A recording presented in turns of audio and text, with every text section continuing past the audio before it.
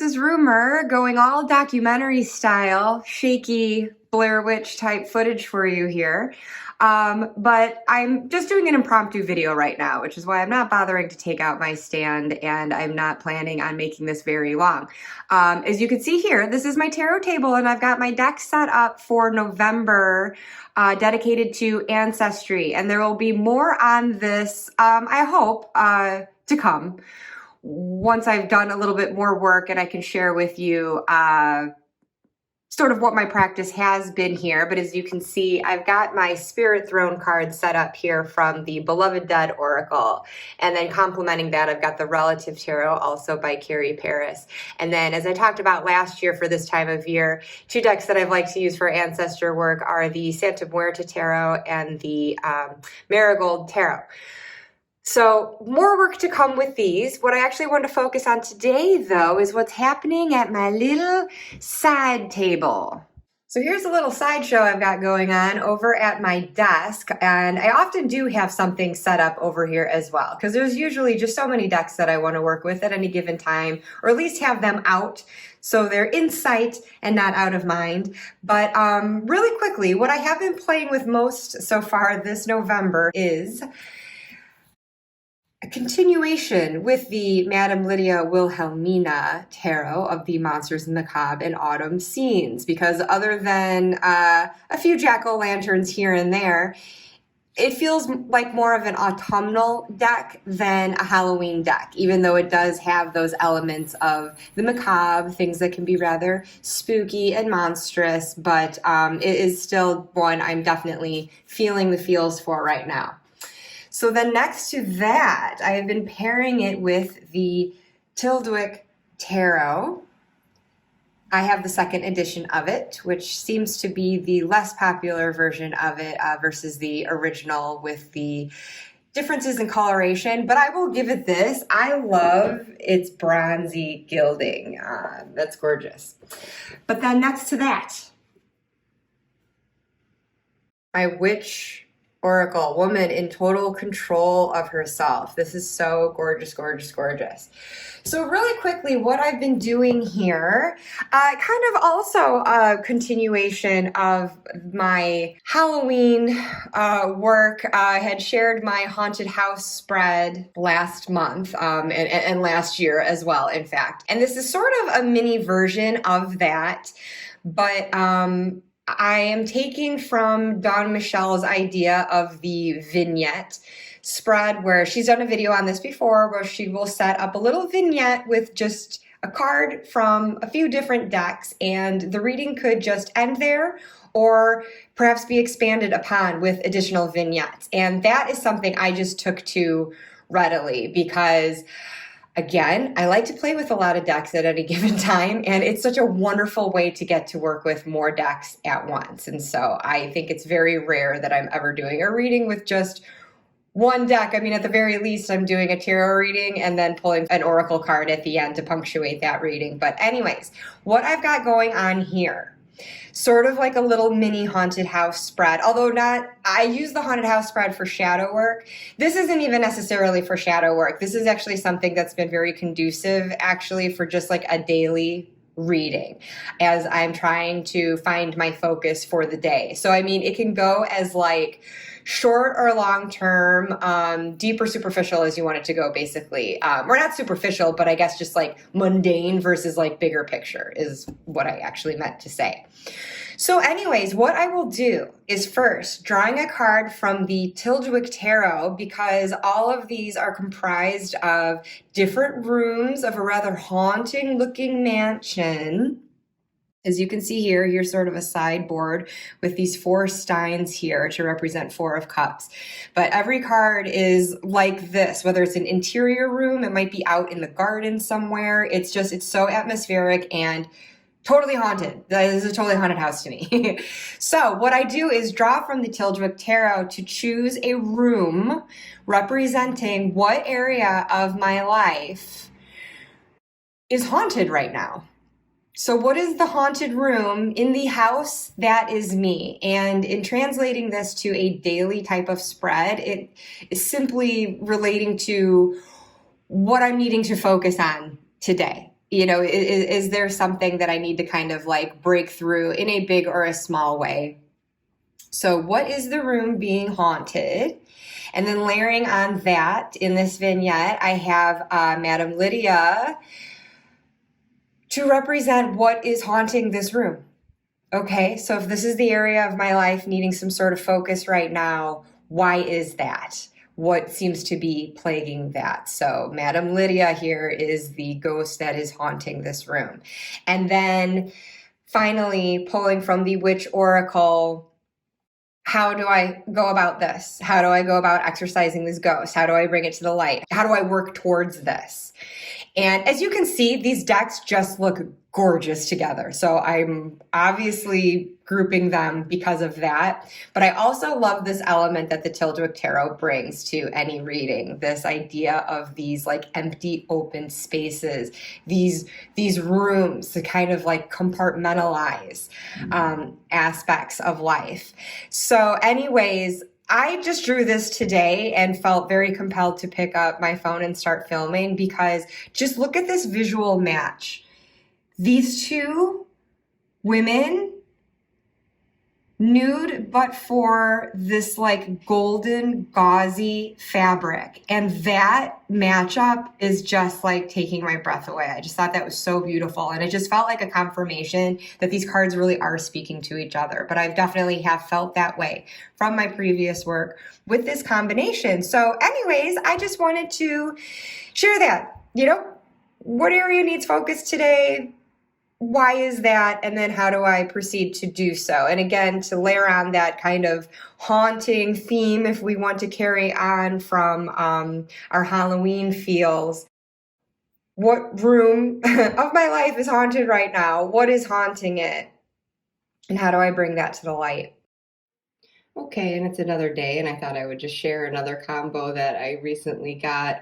This is actually left over from yesterday. I haven't done my draw for today, but oof, I got 3 of Swords from the Tildwick Tarot with 5 of Coins from the Madame Lydia Wilhelmina, and then the Exile from the Witch Oracle. So that was a pretty heavy one, and yet a consoling one. It felt very validating for how I actually was feeling yesterday. So for a little daily reading, it's continued to be something pretty powerful. And then another grouping I found myself working with this month, actually, again, on a daily basis, not necessarily every single day, but just more for those like impromptu, on the spot readings where it really does just concern like the energy of the day or my tasks for the day.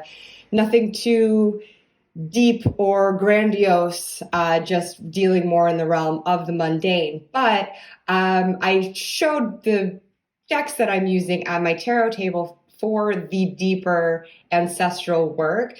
This has kind of become a grouping that I've taken to doing to tie in ancestor guidance, I guess, but without doing that sort of deep dive. I'm not trying to explore ancestral patterns with this and try to go through lineage and identify anything that needs correcting in this generation and so on and so forth. It's not anything like that. It's, again, just sticking to like the more day-to-day stuff. But I found myself wanting to grab this carte postale deck, which is this one. It's pretty floral backs there, nice vintage vibe. Well, let me just show this particular card. Again, this is left over from yesterday's reading. But this is comprised of these vintage photographs, and it's very similar to the Relative Tarot and the Beloved Dead Oracle in that respect. But they don't feel totally redundant to me, though. At least, well, Beloved Dead is definitely its own thing, but Relative Tarot does also tie in more of the Rider-Waite-Smith imagery in conjunction with these historical images, where this deck really just feels like, well, carte postale, like you are going through these old vintage postcards, or like you just dusted off a mysterious box in your attic and opened it to find piles and piles of all these vintage photographs, something left over from generations before. So it's a very cozy atmosphere. It's one I love using this time of year. I first started using it actually this very same time of year last year. And at that time, I was also pairing it with the Vintage Wisdom Oracle. And these two together are gorgeous. I mean, for obvious reasons. We're sticking with this vintage aesthetic. Can you tell, even with my last grouping, that this is what I'm feeling right now? There's something about November and just autumn in general makes me lean into, like, now that spooky season is over, now I'm leaning into this like vintage and then earthier feeling with this more sepia toned color palette and everything. So I worked with these two together as a pairing a lot last November. And again, just makes me feel like I am asking family, ancestors for advice to get around to how I've been using this as a daily deck. So again, what I've got set up over at my tarot table is for like more comprehensive readings, something a bit more deep diving. This is just more so for like day-to-day, like, I don't know, what sort of ancestral guidance do I need today? And I'm still working out where I think these answers are coming from. I'm really not quite sure yet if I feel like I am directly asking, like, you know, I don't know necessarily like if I've got this like direct line to the dead here to get these answers. And I'm not asking anyone specific either. And it could also just be in the sense of, well, if they were here, what would they say? You know, like if it was a parent or a grandparent, what advice would they have for me, just given what their perspectives on life were. And so I don't know. I again, still working that out. And I think doing these readings kind of helps me sort that out in my own brain. But it's not anything that I feel like goes deep and heavy like it is a medium type reading. I guess I'm not looking to be like sitting and feeling like I'm in spirit communication with this kind of reading. It is just kind of generally throwing it out there. Well, you know, what would my ancestors be advising me on today? So again, however that answer is coming about, here you go. But this is what they had to say, or someone had to say to me yesterday. And then followed up with this as just like an elaboration on that, just to get a little bit more context. And I thought it was very fitting, given the harsh cards. Well, I shouldn't say harsh, but I mean the ouch cards that I drew in my other vignette. The healing really resonated there. And I saw it all tying together quite beautifully. And I think the Fool is kind of asking for a fresh start with certain things. But what I have layered in now this year, though, and I just have to gush for a second over pretty backs. I just think these backs look so pretty side by side. But anyways, I think the cards look really pretty together too. But I have brought in the Southern Gothic Oracle. And goddamn, I gotta say, this has been an ouch deck for me so far. The cards that I've been pulling from it lately have really been like, no nonsense. And it's not even like a factor of having the Haunts expansion shuffled in, the extra 9 cards that are available. I got this through Etsy. So there's the Haunts expansion of 9 cards that feathered in some regional folklore and very spooky and darker at that to get into more shadowy places. But it's not even those cards that I'm drawing. I'm drawing the ones from the original deck, which itself is not like, I wouldn't consider something dark and shadowy overall. It seems like a very nicely balanced deck from what I've, from my usage so far. That's what I can gauge. But I mean, my God, like the other day I drew the Copperhead Snake, which was relating to bad influences. And then yesterday when I was shuffling, just looking for extra guidance. So like if this is like my ancestors' guidance for the day, and then this is to elaborate on that, again, giving a bit more context, I kind of been pulling from this like, okay, and so then what can I do about that? And so this is just extra advice card, basically. And this card flew out when I was shuffling. So I took that as my answer. And I don't always do that. Sometimes if there's a flyer, I'll just take it and set it to the side. But this time I felt like, no, this was my response. So I pick it up, I flip it, and I'm like, oof, seeing, dismantling and ugly truths, and which perhaps what I need to heal from. And but then I noticed as I picked it up, there was a card like stuck to the back of it, and it was the freaking copperhead snake again. So it's like, beat it, snake, leave me alone. But no, I mean it's been good. This is a deck that I think that there are definitely keywords and images and guidebook descriptions that can definitely get into heavier things for sure. I don't think this is a deck that sugarcoats by any stretch, but it does have a soft touch to it. And I don't think that this one necessarily has a harsh touch to it, but I'm just saying that lately I've been getting some like pretty blunt messages. But anyways, just sharing that clearly I've got some work to do, but this has been proving to be a fun pairing, and aesthetically, I just think it's really pretty. I think the borders just look very nice, like the coloration of everything. I don't know. These have really been speaking to me. So again, sorry, this is very impromptu, very cursory kind of thing. I know I've got the shaky camera that is probably making you thoroughly seasick here, but I just felt like, I guess this video is being made in the spirit in which these cards are being used, these groupings, and including the ones from before, where this has been very impromptu. Like, this is a case where it's not like, oh, well, it's this season, so I'm going to pull out these decks. I mean, yes, that is part of this, but I mean, I have like really from my gut felt called to pull these cards. And actually, this ended up factoring in when I was doing a little vignette using these last week.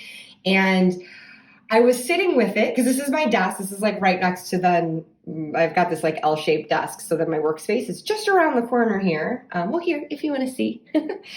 But I was just sitting and proceeding with my work and, now and then casting a glance over to the side, which is why I do like to do these kind of like impromptu, daily, mundane type of readings over in this space, because it's like where I am sitting and doing my day-to-day work, and it keeps it very present in mind. Like, if I'm pausing to think and just look out the window, I will see this in my peripheral vision and look back down at it and contemplate it further.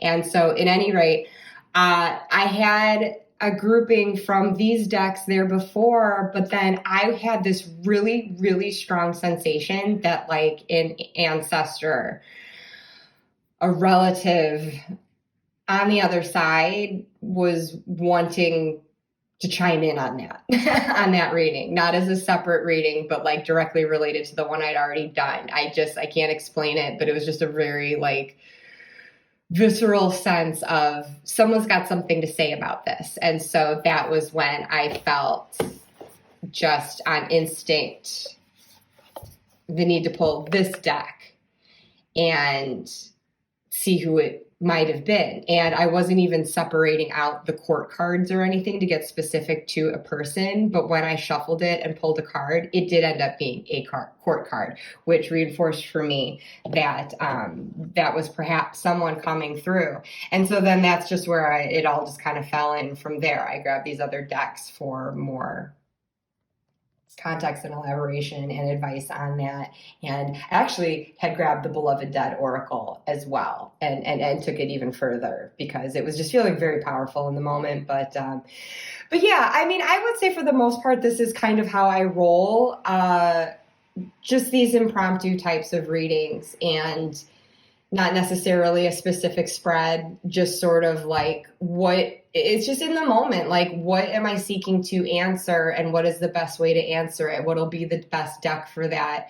And what will be the best, layout of cards? How many cards? I feel like I do that much, much more than a set practice where I have like the same kind of daily draw or even weekly or monthly draw. There are certain patterns like that I've tried to maintain, and I kind of fall off of them now and then, but I'll usually find my way back, like whether it's a moon cycle reading or what have you. But I definitely, I kind of like to wing it.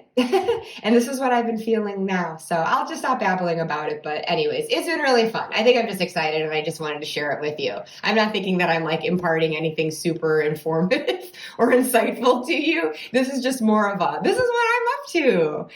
And this is what happens when I stray from the tarot table. So anyways, thank you so much for joining me, shaky footage and all. I hope it has not made you queasy, and I appreciate you so much, and I hope that you are having a lovely November thus far. Bye!